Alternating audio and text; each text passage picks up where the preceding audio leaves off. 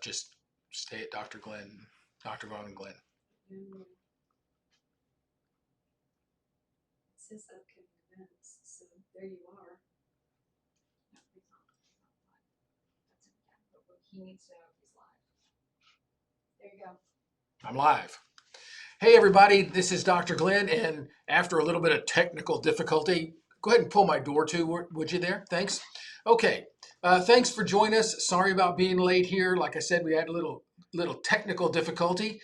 We're going to show you a few videos today. I appreciate everybody that is here, and what we're going to talk about today, Dr. Bredesen has a new book coming out. As a matter of fact, let me just kind of pop it up here and you can have a look at it. There it is.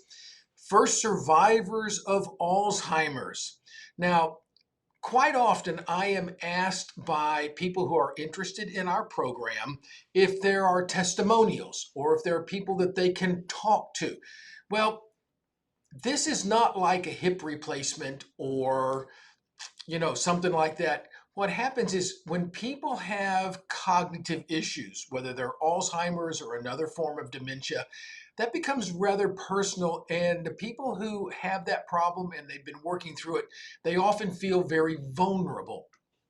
And so it isn't easy to find people who are willing to talk about this. So what Dr. Bredesen did is he went out and he found several people that have been through the program that we do here at the Carroll Institute, and he's put them all together in a new book that's coming out on August the 17th called The First Survivors of Alzheimer's. And these are people's personal stories. And what I want you to understand is, especially when it comes to this problem, this condition, these stories are all very, very personal. And so it is often difficult to find people who are willing to talk about it because it is personal and you feel very vulnerable. And there's a stigma that goes along with it. But what we have is now we have 7 people who have put together their stories, and Dr. Bredesen has collected them in this book, which comes out, like I said, in a couple of weeks. But I've got some video clips of some of the people in the book, and we're going to go and listen to their stories. And this is just a couple of minutes here. And then we're going to come back and we're going to talk about it a little bit. And I've also got a few patients that right here in the office that aren't in the book. And I'm going to show you them as well. And then we'll talk about how we are able to achieve these once thought impossible results. We see these results right here in the office. So let me go here and I'm going to bring up little video clip here, and let's visit with.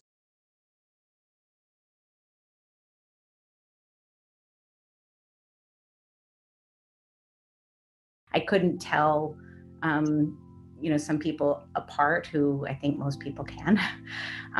So it's sort of that would be one of the first symptoms that I got. There were others, but I started to get concerned that something wasn't right. I just didn't know what it was. My dad had Alzheimer's at the time. My grandmother had died of Alzheimer's. I knew it ran in the family and I was worried that I might get it.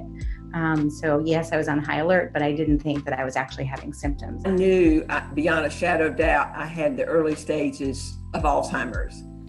And that is that I forgot to pick up my grandchildren to take them to school one morning after my son had just called me the night before. The result of trying to run a business for 4 years with dementia, a business that had been really successful for decades, I lost almost our entire life savings. Despite a pile of parking tickets, I could not remember to put money in the meter. Despite having tick-borne diseases, I could not remember to put on the right things when I went outside. Despite many skin cancer, I'd forget every time. And worst, I read a book. The very next day, I could read the page over unless I underlined, because everything was falling through my mind.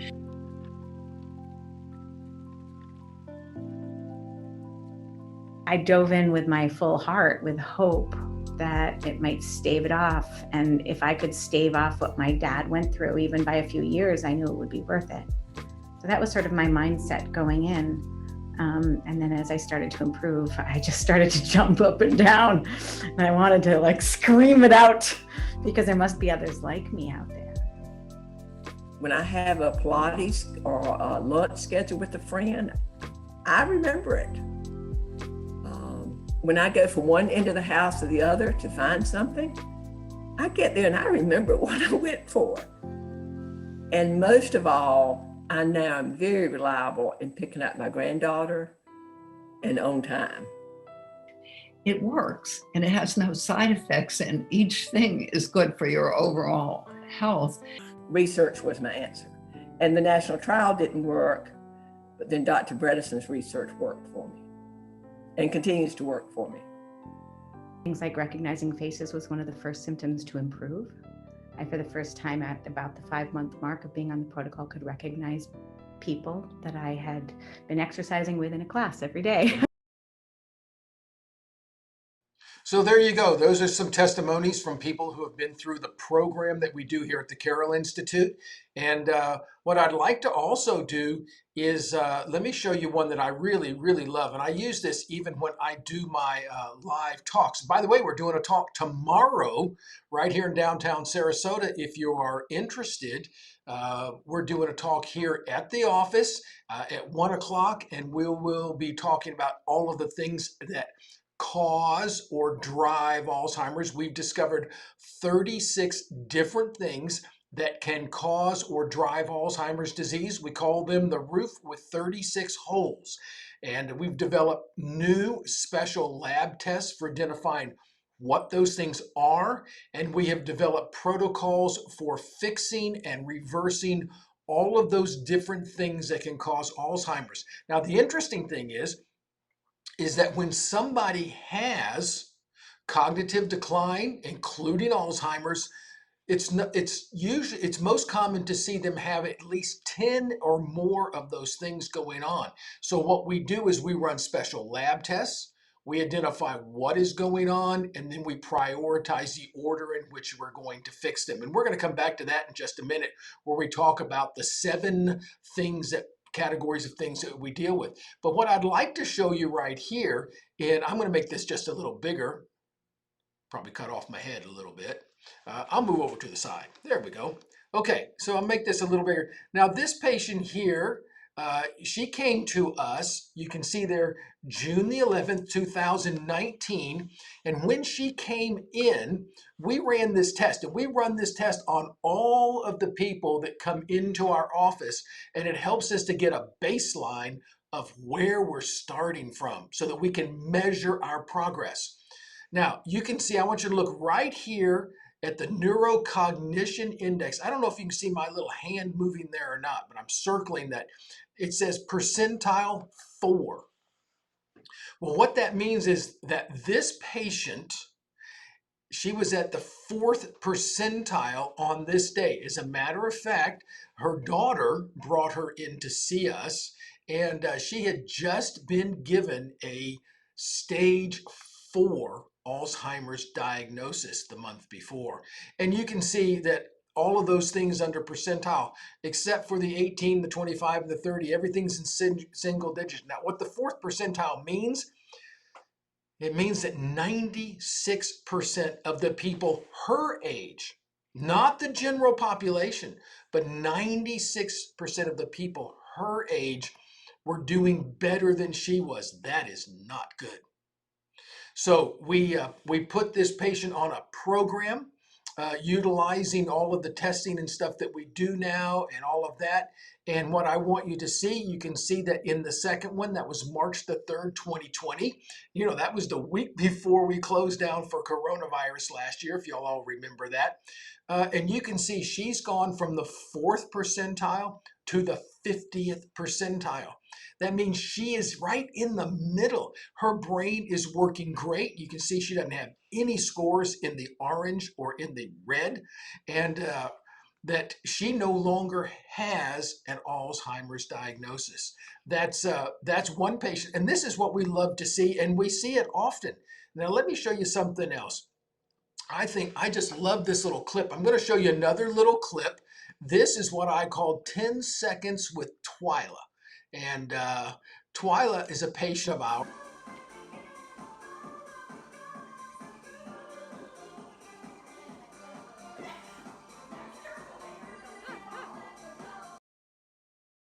All right, there you go. That's 10 seconds with Twyla. Twyla is 94 years old. When she was, when she was a young woman, she loved to go dancing. And when she came to see us, she could barely even move around. And that's just the stuff that we like to see. So how are we able to do this? Well, let me show you something right here.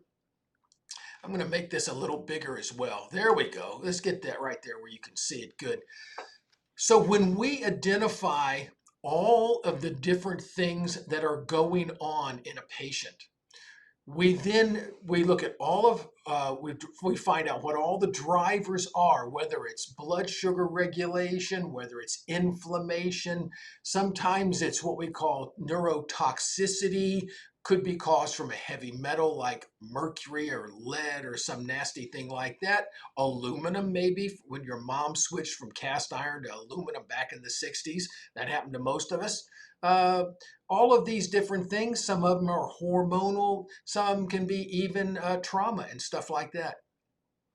When we find what is going on, we then go through and prioritize the order in which we fix them.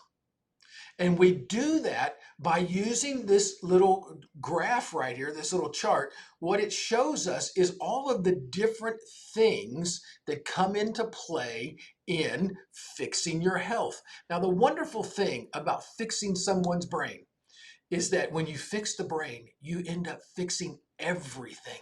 Whether you're having digestive problems, hormonal problems, maybe you've got a thyroid problem or a circulation problem, you end up working on all of those in order to make people better. The brain is kind of the place where everything comes together. And we had a person in the office yesterday, and they were talking with Annie, who's one of our brain health. She's actually our cognitive care coordinator. She's a certified brain coach. And, people want to know, well, how about far back does this stuff go? And I tell you, you know what? It goes back all the way. It actually goes back to before inception, because your health is determined by your mother's health at the moment you were conceived, all of the things that happened during that. And then from the moment you're born, your whole life, whether you grew up in a coal mining town in Pennsylvania or, something like that, all of these things are a part of who you are. Maybe you've lived in a moldy house. Maybe you've worked a high stress job. All of these things come together to determine who you actually are today. So when we start working with people, well, if you look at the upper left, nutrition's where we begin with everybody, because most all of us have eaten what we call the standard American diet, or the mnemonic for that is SAD, S-A-D, Standard American Diet. Well, we've all been eating that. We've been eating way too many carbohydrates. We've been eating the wrong fats. We've been eating genetically modified foods sprayed with pesticides and all kinds of stuff. And you know what? Everything contributes to everything. It's basically what it comes down to. But we start off with nutrition. We want to make sure that you're eating properly and that you're getting your blood sugar under control. So we see diabetes reversed all the time. As a matter, a lot of people come into us, they're diabetic when they start, and they're not diabetic when we're finished. And so we get your blood sugar under control. We get you eating less carbs. We get that insulin resistance thing resolved. If you cut down what you're eating and you increase your activity and you don't lose weight, you've got an insulin resistance problem. That has to be fixed because that has an impact on everything, including your brain. We want to make sure you're exercising properly. I talked a couple of weeks ago about exercise, and we got this idea from the 70s and 80s and whatever, that to exercise, it was all about your heart, and you're supposed to spend like the rest of your life on the treadmill doing all this. That's absolutely rubbish. If you like to exercise long term because it helps you reduce stress, that's great. But when it comes to your brain, there's a very particular way that you should be exercising, monitoring your heart rate, and it only takes a few minutes a day. You don't have to buy special clothes and join a gym. You can do this just right there in your bedroom doing floor exercises if you want to. Now, the great thing about a gym, though, is it does help with accountability. I will say that. The next thing we want to make sure that you're doing is getting the right kind of sleep. And we talked a few weeks ago also about sleep. Sleep is so underrated when it comes to the health of your brain. And I'll give you a little criteria here that I want you to apply to your own life. You should be able to lie down at a reasonable time. Now, reasonable time may be 10 o'clock, 10:30, 11 o'clock, whatever it happens to be for you. That's fine. But you should be able to lie down at roughly the same time every night and fall asleep easily. Now, what does that mean? That means you should be able to fall asleep without help. No drugs, no over-the-counter stuff, no smoking marijuana or whatever it happens to be. You should be able to fall asleep easily in 10, 15, 20 minutes. If you're having trouble falling asleep, we have a hormone regulation problem. Now, the next thing is once you get to sleep, you should be able to sleep all night long. Now, if you have to get up and go to the bathroom, that's fine. But if you do, you get back in bed, go right back to sleep. That's sleeping through the night, and you should be getting a good 7 hours of sleep.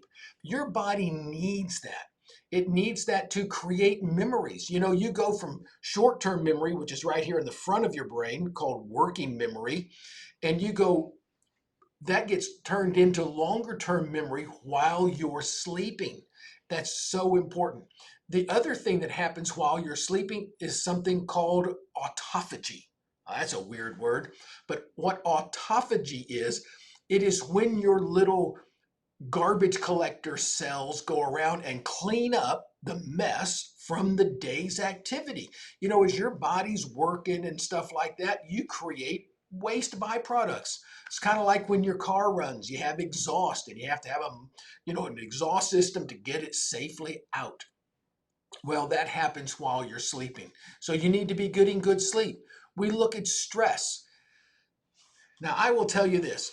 My dad was a Marine Corps drill instructor. If you ever remember watching the TV show Gomer Pyle, yeah, Gomer Pyle, yeah. Well, Sergeant Carter was a Marine Corps drill instructor. And that's what my dad was. And in my house growing up, stress was looked at as a character flaw. And if you were tough, like the Marine Corps people are, you know, they say once a Marine, always a Marine. Well, if you were tough, then stress didn't bother you. Well, I'm going to tell you something. No matter how you deal with stress, stress still causes lots of chemical changes in the body, like the production of cortisol and adrenaline and insulin and so forth. And so we try to help people learn how to get all of that stuff to calm down. Now, whether you just want to chill out and sit around the pool and that's your stress reduction, or you want to get more formal about it, like doing meditation or something, that's fine. We can show you how to do that. Stimulation. You know, it's like if you wanted to learn to play the piano, well, the way you learn to play the piano is by playing the piano. You can read about it all you want to, but you don't learn to play until you do it. Well, you make your brain work better by using it. And what we have is we have an online app that we use called Brain HQ, and I can actually go in there and I can custom pick the brain exercises to have you do to match the test like we just showed you that we ran on the patient that went from 4% to 50%. I can actually pick out the test that I want you to do, because the more you use your brain and practice the things that you're not doing too well, the better you're able to do them after you practice. So we have you doing that. Detox. You know, I will tell you this, detox is a much bigger part of brain health than I ever thought it was. And detox could be everything like I mentioned earlier, like mercury or aluminum or lead or something like that, all the way to biotoxins like mold and Lyme. disease. You know, mold, we see so much mold, it's unbelievable. I mean, look at where we are. We're in Florida. Florida is like the epicenter of the whole galaxy for mold. As a matter of fact, the whole East Coast is full of mold. But, you know, you have up in the top of your sinus cavity, up in here, you have the olfactory nerve. And that olfactory nerve is how you smell stuff, whether it's coffee or roses or whatever it happens to be. Well, that olfactory nerve is a part of your brain. And that part of your brain is physically exposed to the external environment. And if you're in a place where there's a lot of mold, whether it's your house or your office or maybe your car, you know, maybe your car got wet and now there's mold in the carpets or something. Well, if you're breathing that mold can get into your brain through your olfactory nerve. And there's a certain part of your brain where mold and these things like to camp out. One of the parts is something called the entorhinal cortex. Now, that's a weird kind of word, but that's a certain part of your brain, and it's right back there next to your hippocampus where you create memories. And so if we find that people have mold and heavy metals and things like that, then we have developed specific protocols for actually being able to chelate and pull that stuff out. As a matter of fact, the guy that has developed most of our detox protocols is a doctor for Christopher Shade. He is a brilliant fellow. And these protocols were developed when he was detoxing Tony Robbins. That's right. As a matter of fact, I tell this little story to my patients. Tony Robbins, super health guy and all of that, he decided he was going to become ultra super healthy guy. And what he decided to do is only eat wild fish flown in from Hawaii, swordfish and tuna fish. And what happened was he got to a point where cognitively he was suffering so much he couldn't even do his live presentations anymore. And he went to this Dr. Shade out in Denver, and Dr. Shade found out his mercury level was off the page. I've seen the lab results myself, and his mercury level actually went off the end of the graph. That's how high it was. So through the process of fixing Tony Robbins, we now have developed a super, super effective and efficient way of detoxing heavy metals and things out of the body safely. And then the last thing that's on this little wheel of lifestyle interventions here are supplements. Now, I know from experience that a lot of people, when they come in to see us, they think the next thing I'm going to do is I'm going to give them a basket full of 400 different things to take every day. Well, that's not true. Supplements are very important, but you've got to make sure you're taking the right supplement. And how do you know what the right supplements are? Well, first of all, you run the lab. You find out what do you need. And then once you do that, you also look at the patient's DNA. And by looking at your DNA, we can tell the best way to fix that need for you. Now, I'll give you an example. Have a patient that spends a lot of time outside playing tennis, super fit and healthy and everything, and came in, looked at his lab level, and his vitamin D was way down. I mean, we all grew up being told, well, vitamin D, if you spend enough time out in the sun, you're going to get enough sunshine and your skin changes sun into vitamin D and you'll live happily ever after. Well, his vitamin D was way, way low. And come to find out, when we looked at the DNA, we found out that there was a gene SNP. A SNP is a variation on a gene, okay? And that gene SNP made it impossible for him to turn sunlight into vitamin D. Now, that's a real simple one that a lot of people can understand. So we had to supplement his vitamin D.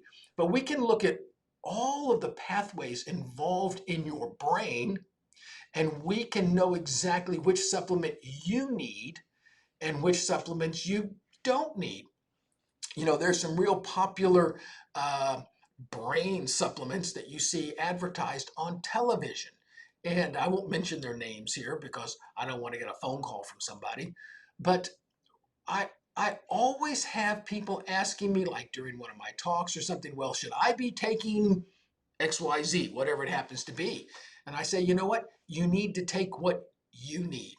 There's no supplement regimen that is right for everybody. You need to take what you need. And how do we know what you need? Run your labs, run your DNA, match the two up, then you know how to take exactly what you need, no more and no less. So thank you for being here today. We're coming to the end of our time. And what I'd like to remind you is that we offer what's called a free discovery phone call, where you can talk to one of our certified health coaches, and you can talk to them about what's going on with you. You can talk about, tell them your story. You can ask some questions and so on and so forth. And you can find out if we're the right place for you and if we can help you. So you can see the phone number there. It's 941. Let me get rid of this real quick. Just pop that out of there. I'll move it up. It's 941-350-7722. And if you call that number, then either Lenine or Nina or Annie will answer the phone, and they can talk to you a little bit, and they can set up a time to do that free discovery phone call. Or you can go to our website, thecarolinstitute.com. Don't go to carolinstitute.org because there's some kind of a drug rehab place, and we don't do that. But thecarolinstitute.com, and you can see that up in the top there will be a place to schedule a free discovery phone call, and you can do it online there if you want to.